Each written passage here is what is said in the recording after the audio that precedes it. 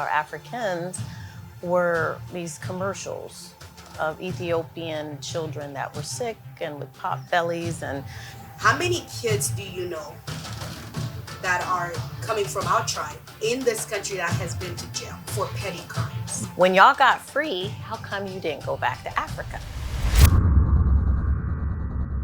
I've seen some videos where people say, oh, Caribbeans love their Africans, or like Africans love their Caribbeans, but they'd rather not do it with African Americans. And so like, what has influenced that?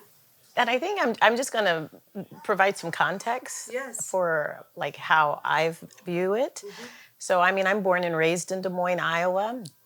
And so just as a native, like Black American, I didn't realize the challenges. I originally didn't connect with Africa in any way. So like growing up, my only point of reference that I saw about Africa or Africans were these commercials of Ethiopian children that were sick and with pot bellies and HIV. And so for me growing up, there was nothing like attractive about that. That was hard for me to see. They were sick. And then also living in a predominantly white space, there wasn't a lot of talk about even African Americans and our contributions to this country. Right. So then there's a sense of what's beautiful and what's not beautiful and who's beautiful and who's not. And so like just growing up as a little Black girl, there was a lack of identity for just me as a Black American. Right. I don't even think I really understood that I was an American. Right. I was just Black. It wasn't until like as an adult and I went to London, they called me an American. She's American. Like, I've been in my country and I'm Black over there. Right. This is an American thing. So just a lack of identity that I see. And so to start thinking about Caribbean and different people of color, Black people from different places, like I'm trying to figure out who I am as a Black American. And I think the older that I'm getting more of a sense of identity. But primarily that has come from my identity in Christ as a Christian. That's helped put some perspective around identity.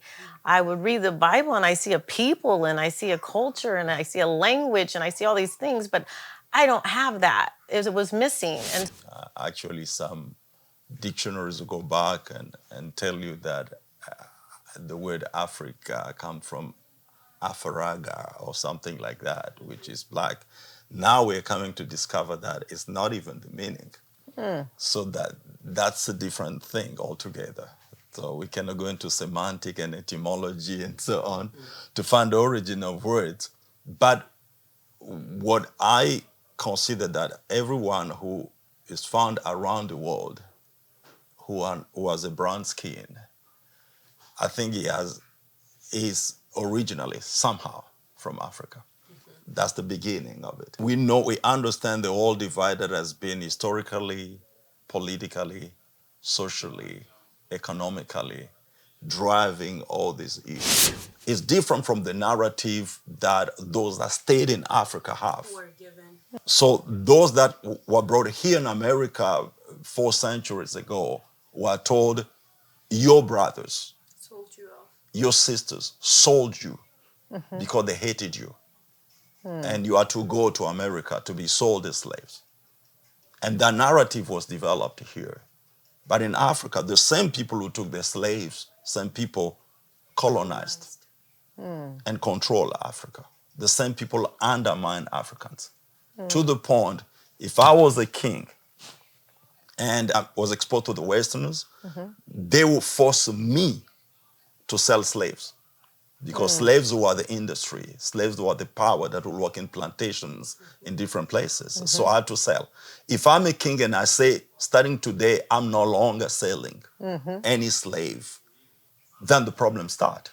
They will use my cousin or my brother or my uncle or my aunt against me, remove me from being the king, and take another person who will do what they want to do.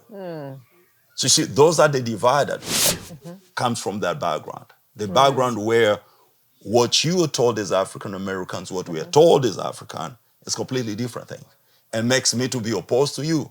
But the same person who took you as slave and impoverished me, exploited Africa, colonized Africa, and maintained Africa where it is today, till today. And left the colonial mentality. Left the colonial mentality in the mind of the people. To the point, even when we come here, we didn't come here because we just want to come. We came here because there was war and everything. And if you start looking deeper under that war, you ask yourself the question, who's orchestrating the war?